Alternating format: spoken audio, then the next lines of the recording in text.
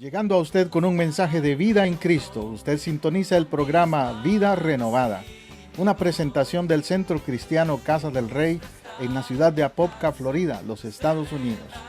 Si usted vive en el área de Orlando, estamos ubicados al norte de Orlando, en el 750 Sur Roger Williams Road, Apopka, Florida 32712. En Casa del Rey Centro Cristiano, nos interesa su vida espiritual y la de su familia. Por eso le invitamos a visitarnos cada domingo a las 12 del mediodía o durante la semana en los grupos de hogar Casas de Oración. Llámenos ahora mismo para más información al teléfono 407-486-0634, 407-486-0634.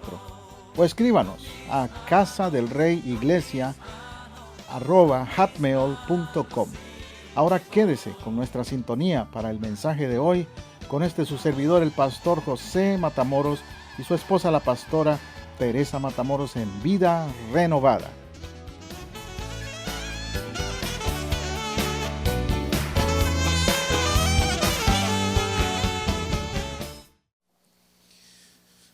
Mi tema para el día de hoy tiene que ver con la influencia que somos. Lo he titulado mi sermón el día de hoy, un cristiano contagioso. Tú no has encontrado con personas a veces que andan medio resfriados por ahí y estornudan o algo y la gente les dice, vete de largo, no te me acerques, me vas a contagiar. Bueno, eso es en cuanto a los virus, las bacterias y todo eso, y mejor si estás resfriado, cúbrete la nariz, etcétera, mantente lejos de los demás. Pero en lo que se refiere a la vida espiritual, contagia a los demás.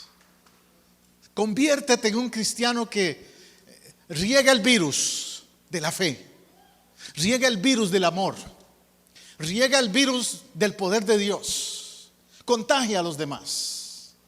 No que los demás te contagien del mundo, porque eso sería terrible, que como cristianos otros nos contagien, más bien nos contaminen de lo que no es de Dios.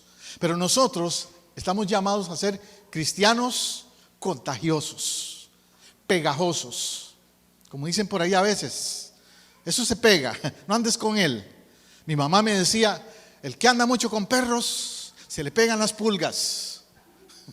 Y eso quería decir ella, que no anduviera con malas amistades.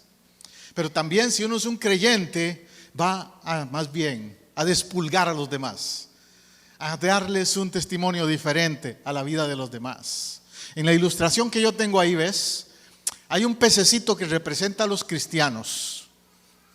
Está con la coraza puesta, porque vienen otros más grandes que lo quieren devorar. Para ser una persona que influye, tú tienes que ser un cristiano fuerte. Eso es un factor importante. Si tú te vas a meter a ciertos lugares, a ciertos ambientes, donde tú sabes que tú eres débil, áreas en tu vida donde eres débil, difícil que vayas a influenciar. Si te vas a meter a un bar, un restaurante, donde están todos hablando malas palabras y tomando y todo eso, y tú eres un cristiano débil, tal vez termines siguiendo los chistes malos y hasta tomando con ellos.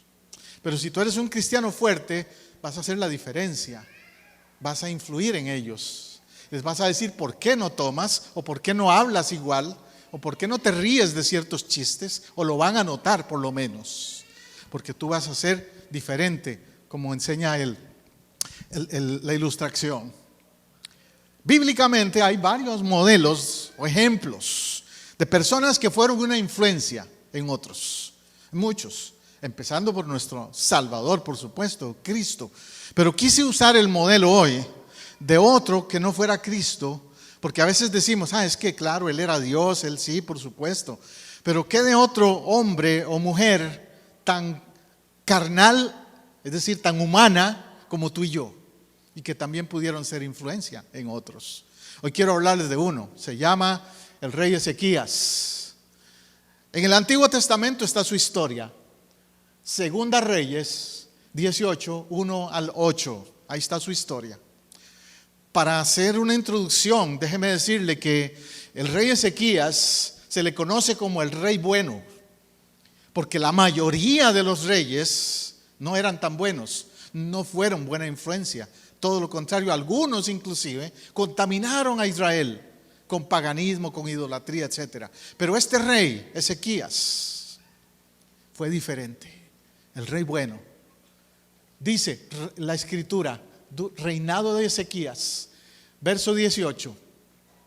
En el tercer año de Oseas, hijo de Ela, rey de Israel, comenzó a reinar Ezequías, hijo de Acaz, rey de Judá. Cuando comenzó a reinar tenía 25 años y reinó en Jerusalén 29 años. El nombre de su madre era Abí, hija de Zacarías. Como usted nota en el Antiguo Testamento siempre se da un trasfondo de quién eres, de dónde vienes, quiénes son tus padres, quién es tu familia. Es interesante eso. Como cuando yo llego a Costa Rica y me encuentro con gente mayor y me preguntan, ¿quién es usted? Yo soy José Matamoros, el hijo de don Reinaldo Matamoros, de María Matamoros Mora, etc. Sí, gente muy respetable me dicen. O sea, hay un sentido de valor por ¿quién son tus papás? ¿De dónde vienes? Y eso tiene que ver mucho con cómo eres, por tu formación. Gracias al Señor por los padres que influyen. Parto de ese principio, los padres influyen a los hijos mucho. El verso 3 dice, hizo lo recto ante los ojos de Jehová. ¿Qué hizo él? Lo recto ante los ojos de Jehová, conforme a todas las cosas que había hecho David su padre. Quitó los lugares altos. ¿Qué hizo? Quitó los lugares altos. Le estoy haciendo notar puntos claves, porque después los voy a reforzar más. Quebró las imágenes, rompió los símbolos de acera e hizo pedazos la serpiente de bronce que había hecho Moisés, porque hasta entonces los hijos de Israel le quemaban incienso y la llamó Neustán. Entonces note cómo él tuvo una guerra frontal con la idolatría también en su época. Verso 5. En Jehová, Dios de Israel, puso su esperanza. ¿Dónde puso su esperanza? En Jehová, Dios de Israel. Entre todos los reyes de Judá, no hubo otro como él antes ni después. Vea el testimonio entonces, el resumen, la hoja de vida que tenía. No hubo otro como él. Y ya le digo, hay una lista de muchos reyes en la historia de Israel. Verso 6, pues siguió a Jehová y no se apartó de él. ¿Qué hizo? Siguió a Jehová y no se apartó de él, sino que guardó los mandamientos que Jehová prescribió a Moisés. Verso 7, Jehová estaba con él y a donde quiera que iba, prosperaba. ¿Qué le pasó? Jehová estaba con él y donde quiera que iba, prosperaba. ¿Lo quieres tú eso también?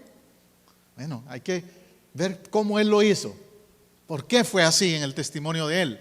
Ezequías se rebeló contra el rey de Asiria y no lo sirvió. O sea, había otro rey por ahí en Asiria que quería que él le siguiera el juego. Como te digo, ¿a quién influye a quién? Pero él no le siguió el juego, no lo sirvió. Verso 8, también derrotó a los filisteos hasta Gaza y sus fronteras, desde las torres de los atalayas hasta la ciudad fortificada. Punto final ahí en el verso 8. Derrotó a los filisteos. Qué historia más interesante la de este rey. Qué carácter. Qué profile, como dicen. Qué manera de proyectar su influencia en su momento, en su tiempo, en su época, cuando no era fácil hacerlo. No era fácil. Había mucha idolatría, como te digo. Número 1, dice que él comenzó a reinar cuando tenía 25 años. Eso lo destaco porque muchas veces decimos que solo la gente con más madurez puede tomar buenas decisiones, que los jóvenes no toman buenas decisiones, que es común que los jóvenes nos desviemos. Bueno, yo empecé a los 20, 21 años en las cosas de Dios. Y a los 22, 23 era un líder en la iglesia. No me lo digo jactándome, sino como testimonio de que sí puede uno ser un joven y ser diferente, marcar una diferencia en la vida. Es cierto que vivimos rodeados de maldad. Claro que sí, él vivió eso. Pero aún con eso, podría haber dicho, bueno, soy joven, hay que disfrutar de la vida. Voy a ser un rey de esos que hacen parties, fiestas aquí en el palacio y otros lo hicieron, pero él no. Él tomó otra decisión diferente como joven, un joven determinado a agradar a Dios. Israel se había dejado envolver por costumbres opuestas a Dios. En su época estaban los asirios, estaban los filisteos, los amorreos, como decía un pastor, un predicador amigo mío por ahí, todos los feos. Todas esas tribus de gente que se oponía a Dios. Y tú también quizás dices, bueno, yo vivo rodeado, pastor, en mi trabajo, usted no sabe el ambiente de mi trabajo. Allá hay unos que son así o son asá y tienen este estilo de vida y hablan mal pero como ese rey, tú puedes marcar la diferencia también a pesar de eso, en donde estés. Su juventud podría haber sido su excusa para el desenfreno, pero no lo fue. Ese es el principio número 1 que destaco de él. El otro principio es la influencia de un padre. Estamos hablando de que yo influya a otros, pero como mencionó el hermano Edwin temprano aquí, cuando dio una palabra de testimonio, que él quiere dejar una herencia a sus hijos. La mayor herencia que tú puedes dejar a tus hijos son los valores. No las cuentas de banco. A algunos les gustaría que les dejen eso también, pero sabe que la mayor herencia que puedes dejar son tus valores. El que digan, papá era un hombre de integridad, o papá era un hombre trabajador, o papá era un hombre, o mamá, una mujer de fe. Era una mujer firme en sus decisiones. Papá o mamá eran fieles el uno al otro, tenían fidelidad, lealtad. Nunca supe de que anduvieran traicionándose el uno al otro de ninguna manera. Todas esas cosas son valores que los hijos van a percibir, van a notar.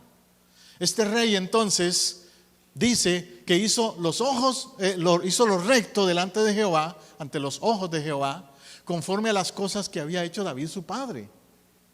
Y recuerde que cuando hablamos de David estamos hablando de un rey que no fue perfecto. Cometió sus errores. Pero si algo tenía David que podemos destacar, era su profundo amor por Dios. La Biblia habla de él como uno que estaba detrás del corazón de Dios, que perseguía el corazón de Dios, que era un enamorado de Dios. Y yo creo que si tus hijos también te ven a ti como una persona enamorada de Dios, de alguna manera eso les va a impactar y les va a influir para su futuro. También ser hombres y mujeres enamorados de Dios. ¿Cierto? ¿Cómo es eso, pastor? ¿Cómo es que yo modelo? Bueno, un hijo o una hija que vea a una padre o una madre de vez en cuando alabando, cantando, cuando está en la casa, en lugar de estar enojona o diciendo cosas no apropiadas, le vean alabando, adorando a Dios, dando gracias a Dios, va a decir, wow, mamá o papá tienen una visión diferente de la vida, ¿ves? No una persona negativa, que empezó a llover, caramba, qué mal día, que esto y que lo otro, y solo quejas porque empezó a llover. Sino, qué bueno que Dios nos dio un día más de vida y que hoy es una oportunidad para, mira, si llovió vamos a sembrar una matita por ahí afuera. Pero ver las cosas positivas. Si hay circunstancias difíciles, si no hay mucho que comer o si no hay muchas cosas materiales, también esa actitud de dependencia de Dios, de creer en Dios, de esperar en Dios. Y los hijos van a notar eso y van a decir, yo quiero ser así cuando yo crezca, en mi matrimonio o en mi relación con papá y mamá también. Tú piensas que no te notan, pero influyes en tus hijos. Ellos te ven. Ellos te ven. Y venir a la iglesia es una manera de influir. Cuando ellos ven a sus padres levantarse el domingo, venir a la casa de Dios, dicen, eso es importante para papá o para mamá. También, cuando crezcan van a decir, yo quiero igual que hicieron conmigo, que me llevaban a la iglesia. Y aunque a veces no tenía ganas, aunque a veces era una pelea para que me levantara, pero me llevaban. Y yo no oía a papá o a mamá, a ninguno de los dos quejándose, ay, qué pereza, hoy hay que ir a la iglesia, hoy, no, sino vamos a pasar un buen tiempo en la casa de Dios, vamos a gozarnos con los hermanos, vamos a recibir de Dios el día de hoy, Él tiene algo para nosotros, no me lo voy a perder. Ir con una expectativa de algo bueno y nuevo que Dios va a hacer cada vez que vienes a su casa. Amén, porque así debe ser, y eso va a influir también. Ellos te ven. Hacer lo recto es la mejor decisión. David influyó en este hijo, en este rey. Ezequías fue marcado por el testimonio de su padre también. Hagamos lo mismo nosotros. ¿Cuál fue la mayor batalla de este rey? Hay algunos de ellos que se distinguen por haber sido guerreros, pelearon contra otros ejércitos, como David. David se distinguió por eso, por haber derrotado a los filisteos y las batallas que hizo David. Pero este rey se distinguió por otra cosa. Su batalla fue contra la idolatría. La idolatría. Y usted me dirá, pero pastor, es que eso era en otras épocas. Hoy día ya no hay idolatría, por lo menos los cristianos no practicamos idolatría. Usted entra a mi casa y usted no ve ninguna imagen en mi casa. Bueno, pero déjame decirte algo. Hay muchas formas de idolatría. Hay muchas maneras de manifestación. Una definición que yo escuché una vez me gustó mucho. Decía que idolatría es todo aquello que se interponga entre tú y Dios. Idolatría es todo aquello que se interponga entre tú y Dios. Entonces puede ser que una persona sea tu idolatría. Tu cónyuge o tu novia o tu novio puede ser tu idolatría. Y tu vida gira alrededor de ese novio, novia o cónyuge y no de Dios. Cuando la palabra de Dios dice amarás al Señor con todo tu corazón, con toda tu mente, con toda tu alma por sobre todas las cosas. Pero algunas personas, si les falla el esposo o la esposa o el novio o la novia, se les cae el mundo porque la idolatría estaba allí. Sí, no hay imágenes, pero hay una idolatría. Está la idolatría del trabajo también. Yo he sabido de muchas personas que el trabajo es el centro de su vida. Todo depende y gira alrededor de su empleo, de su trabajo. Y aún llegan a la casa y siguen hablando del trabajo y del empleo y de y no hacen no hacen un espacio, no se desconectan del trabajo para darle espacio y tiempo a la familia. La prioridad es el trabajo. Y he oído testimonios de hijos e hijas que se han apartado de las cosas de Dios porque dicen, mamá o papá, el Dios de ellos es el trabajo, la posición, la profesión. Entonces cuidémonos en eso. Hay que buscar tener un buen empleo, claro, y todo eso, pero con un balance. La familia es tu primera prioridad. La familia está primero. Yo recuerdo el año pasado, para esta época, yo estaba cambiando de trabajo. Yo trabajo ahora de hace ya casi un año, ya exacto, que trabajo con otra agencia. La persona que me hizo una entrevista de trabajo me preguntó, ¿usted puede empezar su nuevo trabajo a tal fecha? Y yo tenía planeado ir al cumpleaños de mi papá, que fue ayer, el cumpleaños de mi papá, por cierto. Ayer cumplió 101 años mi papá. Y el año pasado yo fui, gracias hermanos, fui a su cumpleaños. El asunto es que me dice la persona que me entrevistó, ¿puede empezar tal fecha? Y le digo yo, prefiero que no porque hay un evento muy especial de familia, cumpleaños de mi papá, y le expliqué un poco. En una entrevista de trabajo no se supone que yo diga eso, se supone que diga, sí, ¿cuándo empiezo? Ya, mañana mismo, porque puede sonar mal que yo le ponga peros. Sin embargo, esta persona me dice, ¿sabe qué? Tómese el tiempo, es más, empiece 2 semanas después, porque usted necesita estar ahí con su papá.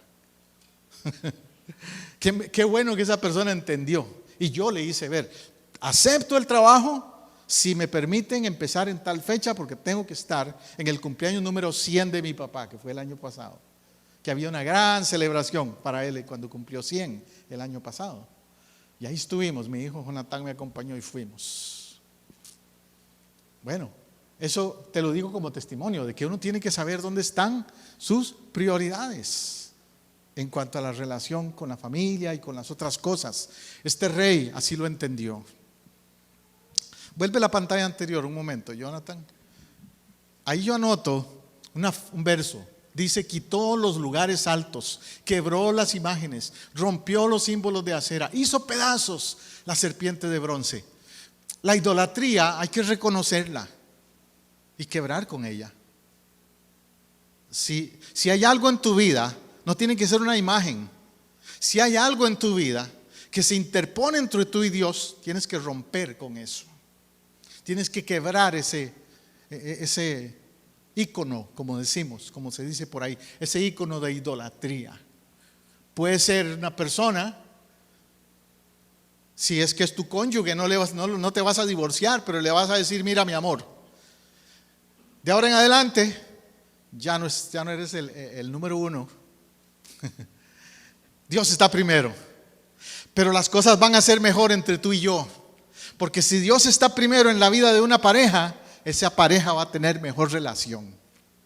Uno de los causantes de que muchas parejas tienen serios problemas es que Dios no es primero en su relación precisamente. ¿Ves?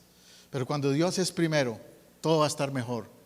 Dile al jefe, al patrón, dile al trabajo, dile al deporte, dile al quien sea, ¿quién es primero? Como yo mencioné hoy, que si hoy jugaba a Costa Rica a las 11 de la mañana, sería idólatra de mi parte decir voy a cancelar el culto porque hoy juega Costa Rica. No, aquí voy a estar porque Él es primero. Él es primero, mi Dios es primero. Seguro. Pues este rey así lo entendió. Ahora, ¿por qué les digo que la idolatría se manifiesta de muchas formas? Aquí te voy a dar un dato que si no lo sabías, te va a dar un poquito de shock. Te va a golpear un poquito quizás. Pero déjame decirte que esta nación no es una nación totalmente cristiana. Viene el 4 de julio y tenemos que seguir orando por nuestra nación. En nuestra nación hay mucha idolatría. Y empezando por los billetes, si tú los observas, los billetes del país en que vivimos. Yo no sé si usted lo ha notado, pero los billetes tienen símbolos que representan cosas que no tienen que ver con Dios, con el Dios en el que nosotros creemos. Ese símbolo del billete del dólar, si lo observas detenidamente, se aprecia símbolos esotéricos, lo que llamamos símbolos esotéricos. Tienen que ver con Egipto, tienen que ver con ciencias ocultas, tienen que ver con los masones, tienen que ver con sectas falsas. La nación nuestra está muy influida por la idolatría.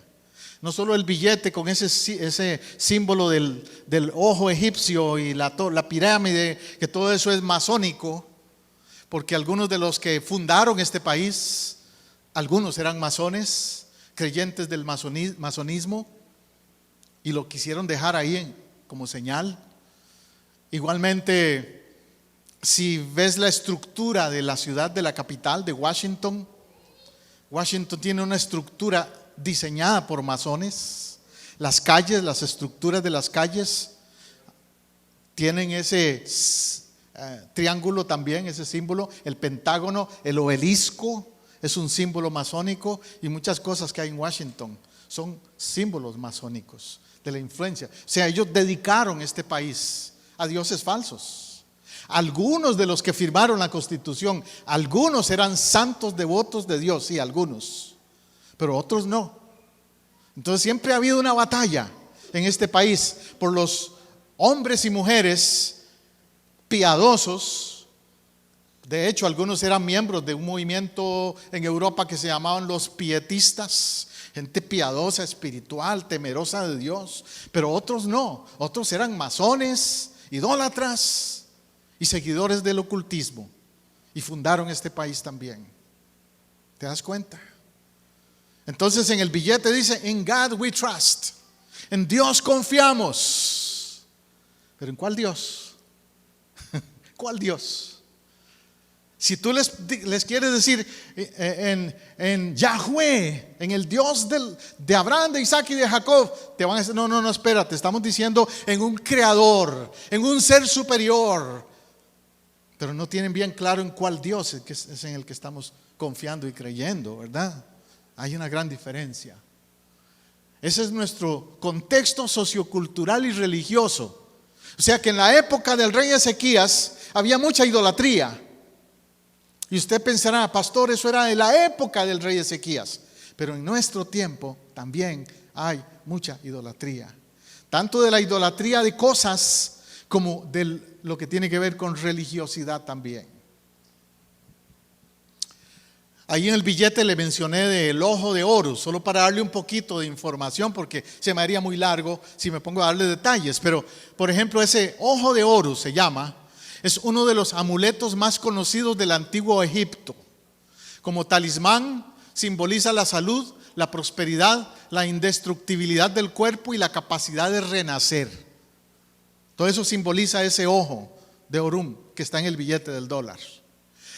El Wet Hat, un ojo en parte humano y parte halcón, es el ojo de Horus, Dios de los cielos, Dios con minúscula.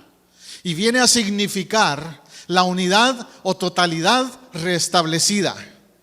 Es decir, que ese ojo representa la idea que promueve mucho ciertos movimientos falsos que hay hoy día, como cuando se habla de una nueva era, a new age, una nueva era. ¿Ves? Y eso se ha vuelto muy popular, aún entre gobernantes, políticos, celebridades del cine y de esos lugares. De hecho, cuando ellos saludan a veces, cuando reciben un premio de Hollywood y todo eso, hacen el saludo del triángulo, señal de que son parte de ese movimiento. O andan algún símbolo colgando allí con ese triángulo que indica que son parte de ese movimiento. Hay toda una influencia diabólica, satánica detrás de todo eso, créeme. Entonces no vivimos en una sociedad totalmente fuera del ocultismo, fuera del paganismo.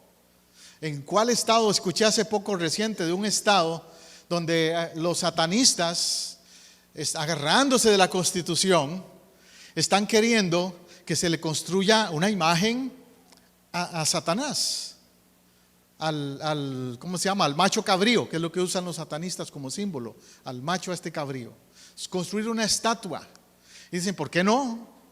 Aquí vivimos en un país donde hay libertad de culto. Y si hay culto masónico, o evangélico, luterano, bautista, testigo de Jehová, lo que sea, ¿por qué no tenemos nosotros derecho a tener una imagen del macho cabrío? Y quieren hacerlo. Y están ahí peleando para que les den permiso. Y no me extrañaría que se los lleguen a dar, a cómo van las cosas. Por eso te digo, como iglesia, como nación, nos falta mucho en cuanto a esta situación. El rey Ezequías, si estuviera hoy, estuviera diciendo lo mismo que yo te estoy diciendo, créeme. Verso 5, otra cualidad de este rey. En Jehová Dios de Israel puso su esperanza. Cuando todo falla, te pregunto, ¿quién es tu esperanza? Cualidad de este rey, ver a Dios como su mayor fuente de sostén. El otro día leí una frase que decía, ¿Is prayer your last resource when everything fails? ¿Es la oración tu último recurso cuando todo falla? ¿O es la oración tu recurso diario, tu fuente diaria? Él veía en Jehová, el Dios de Israel, su esperanza, siempre. Vivía en un contexto donde no parecía que había esperanza. Vivían amenazados por enemigos que querían atacarlos, presiones de otros reyes que le ofrecían cosas para que él se uniera a ellos y siguiera la idolatría también. Pero él decía, no, yo soy un servidor de Jehová, de Yahweh, el Dios de Israel. Por eso dice el Dios de Israel. Porque nosotros al Dios que servimos es ese. Por eso te digo, alguien te puede decir, yo creo en Dios, pero ¿cuál Dios? Pregúntale. In God we trust. ¿Qué Dios? ¿Es el Dios de Israel? ¿Es el Dios de Abraham, de Isaac, de Moisés? ¿El Dios de los apóstoles? ¿El Dios de la Biblia? ¿O es otro concepto de Dios que algunos se han hecho por ahí? Como le digo, estos movimientos modernos que hay. Es fácil perder de vista el poder de Dios cuando la batalla es fuerte. La esperanza es tener seguridad que Dios está en control a pesar de. Tener esperanza es eso. La palabra esperanza significa esperar. No que ya tienes algo, pero que tú sabes que viene porque viene. Amén. Eso es lo que tenía este rey. Él decía, bueno, ahora nos están atacando, ahora hay idolatría, ahora hay situaciones difíciles para el reino, pero yo creo en el Dios de Israel. Yo no sé qué estés pasando tú, como te digo. No sé qué situaciones hay en tu vida personal, pero Dios te está hablando hoy para decirte, cree en el Dios de Israel. Pon tu esperanza en Él, no en las circunstancias, cualesquiera que sean.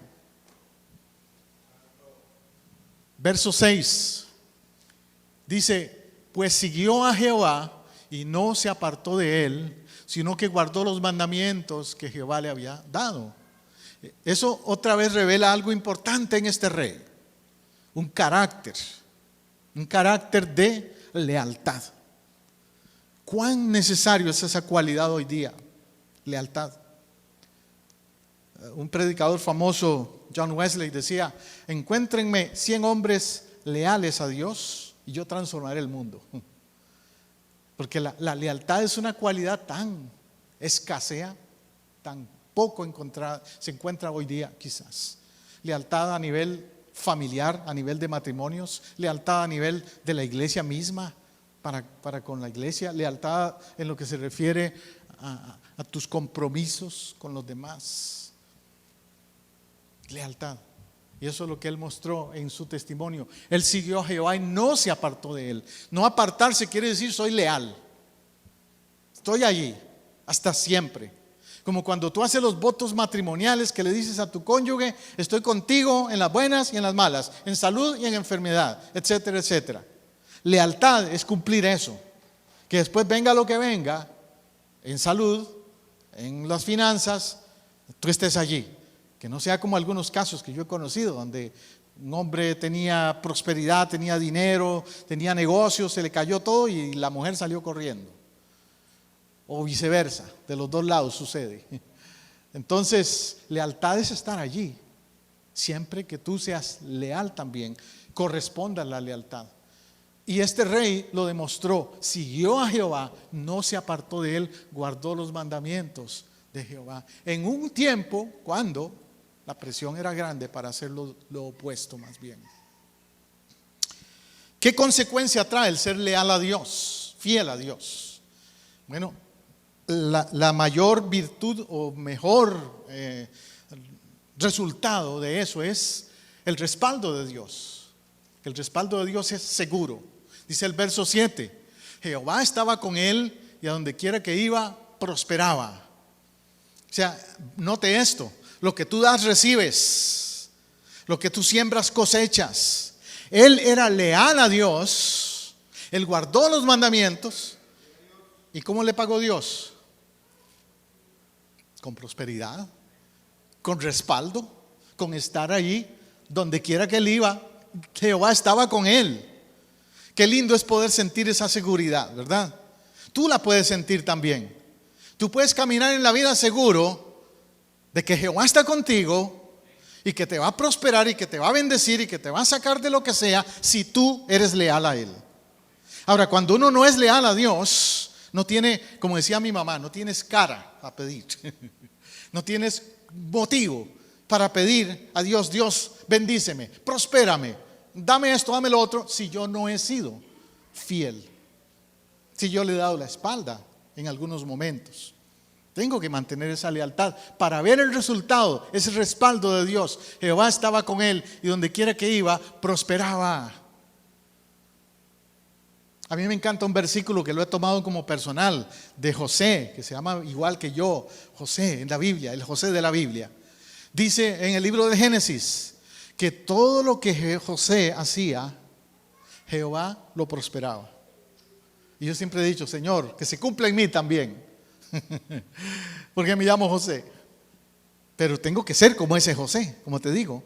Tengo que ser un hombre fiel, leal a Dios. Y tú y yo igual, si queremos ver esa prosperidad. Nota que hoy día uno de los temas que se enfatiza por ahí mucho es precisamente la prosperidad. Hay muchos predicadores de prosperidad por allá afuera. pero manipulando el concepto bíblico de prosperidad. Digo concepto bíblico, porque hay un concepto bíblico. Aquí estoy dándote un ejemplo. Hay un concepto bíblico de prosperidad. La prosperidad que Dios da es la prosperidad que resulta de ser fiel a Él. No es la prosperidad que resulta de que yo compre el favor de Dios. De que yo diga, voy a mandarle $500 a tal pastor por ahí, o a tal profeta, o a tal apóstol.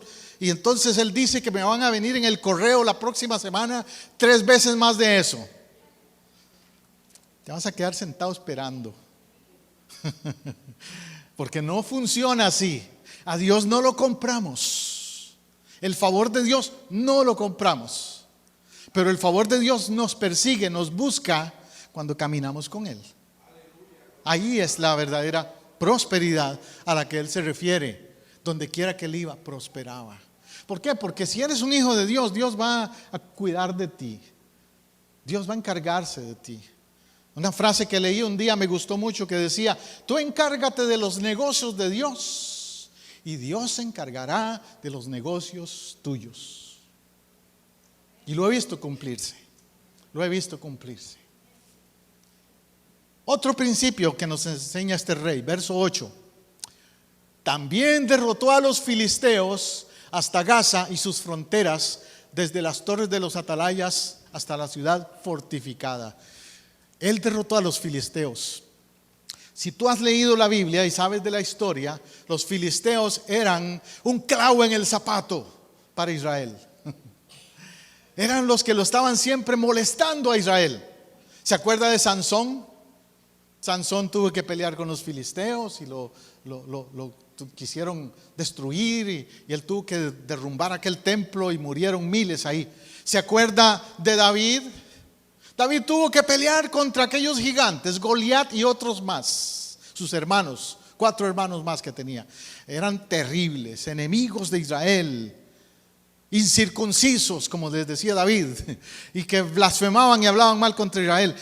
Y eran filisteos. O sea, en la Biblia los filisteos representan a los demonios, representan a los enemigos de Dios. Entonces, hoy día no hay filisteos como tal, no hay un grupo étnico que se llamen filisteos, aunque créame que todavía queda descendencia de ellos y todavía siguen haciendo problemas. ¿Sabe dónde se ubican territorialmente, donde estaban los filisteos antes? ¿Qué país los representa hoy día? Siria. ¿Y qué están haciendo? Están matando a cristianos y siguen haciendo muchas maldades. Pero bueno, aparte de lo étnico, espiritualmente hay muchos filisteos por ahí. Filisteos modernos les podemos llamar. Gente que se opone a las cosas de Dios. Gente en tu familia o en tu vecindario o en donde quiera que tú vas, te encuentras con gente así, que tienen una actitud de llevar la contraria a lo espiritual, a lo de Dios. Esos son filisteos, filisteos modernos. Te rodean y te quieren dañar en alguna manera. Yo les he contado testimonios de muchas ocasiones cuando yo me tuve que enfrentar a filisteos. A esos me refiero. Gente opuesta a las cosas de Dios. Me acuerdo en mi país una vez, en la iglesia que mencionamos hoy, que fundamos en los Lagos de Heredia, allá en Costa Rica. Cuando estábamos fundando esa iglesia, empezamos haciendo unas campañas al aire libre, en una carpa. Y predicaba yo en una carpa. Allá en los países nuestros se acostumbraba a eso antes. Entonces pusimos una carpa en una plaza por ahí y yo predicaba. De pronto aparecieron ciertas personas de la vecindad, del vecindario, que empezaron a recolectar firmas para que nos cerraran la carpa y nos quitaran de ahí de predicar. Filisteos.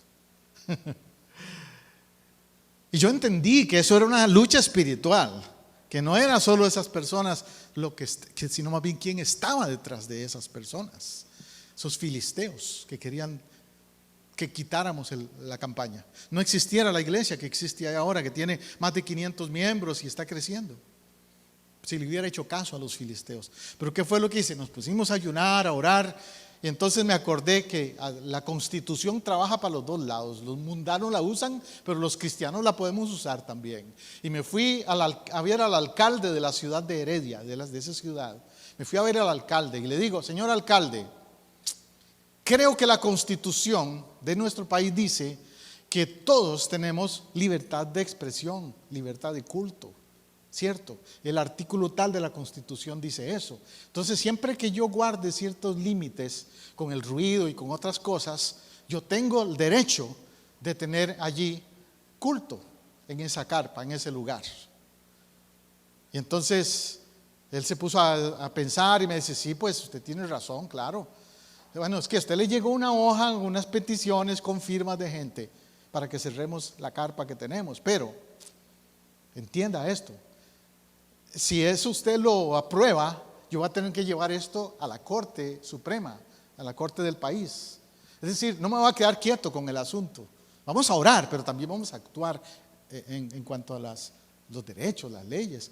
Bueno, para hacerte la historia corta, la gente esa no pudo hacer nada, no nos pudieron cerrar la carpa. Y en ese tiempo, durante los cultos que tuvimos, pasó al altar una noche una mujer llorando quebrantada, llorando desesperada, y me pidió que orara por ella, porque tenía una situación de salud muy seria. Oramos y el Señor la sanó, pero después se me acercó y me dice, tengo que confesarle algo. Yo era una de las que firmé ese papel para que ustedes los echaran de aquí, y ahora me doy cuenta de lo equivocada que estaba. Perdónenme, perdónenme. Y de hecho llegaron otras personas a la iglesia de las que habían firmado. Qué tremendo. Este rey Ezequías y tú y yo hoy tenemos que entender que hay una lucha espiritual muchas veces y que no nos podemos echar para atrás. La palabra dice resistid al diablo. La palabra no dice que yo me peleé con él porque ya él está derrotado. Yo no tengo que ganarle al diablo, ya él está vencido. Pero lo que sí tengo que hacer es resistirlo, no dejarlo que avance, no darle ni una pulgada de terreno en mi vida, en la iglesia, en la familia, en todo sentido. Eso es lo que implica lo que este rey hizo cuando él se paró firme contra los filisteos. ¿Qué filisteos te están atacando en estos días?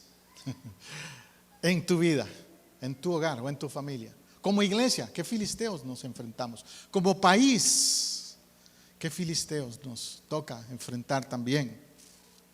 Conclusión: quienes han sido transformados por Dios marcan la diferencia donde quiera que se desenvuelven. Empecé hablándole que este mensaje tiene que ver con influir, no ser influidos. Influir. Este rey nos da una enseñanza en eso. El rey Ezequías dejaba una huella clara en lo que hacía. Marco 2 o 3 cosas que él dejó como huella. El rey Ezequías hizo lo correcto. O sea, él no se dejó llevar por la opinión de los otros reyes o el paganismo que había a su alrededor. Él hizo lo correcto. Entonces, ¿tú qué tienes que hacer? Tú y yo, lo correcto. Lo que sabemos que está bien delante de Dios, aunque a algunos no les guste, quizás nosotros vamos a hacer lo correcto. El rey Ezequías desechó los malos ejemplos. Él no se dejó influir por otros reyes, quizás que le decían, mira mi palacio, mira mi reinado, cómo tengo dinero y prosperidad material, o cómo estoy ganando las guerras. Y es porque yo le sirvo a aquel, al Dios tal, al fulano tal. Pero este rey Ezequías dijo, no, yo le sirvo al Dios de Israel. Y las cosas van a ir bien, porque sé a quién sirvo. No se deja influir. En tu vida a veces te vas a encontrar personas que te van a tentar. El otro día escuché una entrevista que me dio tristeza de unos narcotraficantes que los arrestaron en mi país. Y un joven, muy joven, se notaba que era inmaduro, que cayó en la trampa. Pero le preguntaron, ¿por qué se metió en esto? Decía, bueno, es que fue una tentación fuerte. Me dijeron que era fácil, que yo nada más tenía que transportar esta droga de aquí a allá y que nunca iba a pasar nada, y no parecía que iba a haber un problema. Y me dejé llevar por esa trampa y caí en esa trampa. Así es el enemigo. Ahora tenía que estar 12 a 15 años en una prisión por dejarse influir en lugar de influir él a los demás. En muchas áreas de la vida, tú y yo necesitamos tomar carácter de ser diferentes, como el rey Ezequías. Amén. Gusta estar en tu casa, celebrando con tu pueblo. Así llegamos al final de un programa más de Vida Renovada, una producción de Casa del Rey Centro Cristiano Internacional, transmitiendo desde Orlando, Apopka, en Florida, los Estados Unidos. Si este mensaje le ha sido de ayuda y edificación en su búsqueda y caminar con Dios, déjenos saber hoy mismo. Llámenos al 407-486-0634, 407-486-0634, o escríbanos a casadelreyiglesia@hotmail.com. Si vive en Orlando o sus alrededores, visítenos este domingo en el 750 sur de la Roger Williams Road, en Apopka, Florida, 32712. Nuestra celebración de alabanza y predicación es a las 12 mediodía. Casa del Rey Centro Cristiano Internacional le ofrece a usted y a su familia el apoyo que busca para crecer espiritualmente. Tenemos ministerios para niños, jóvenes, caballeros y damas, así como también servicio de consejería individual o matrimonial. Los pastores, su servidor José Matamoros y Teresa Matamoros, y el equipo de líderes en Casa del Rey, le esperamos para compartir. Somos una iglesia familiar, cristocéntrica y multicultural. Dios le bendiga abundantemente.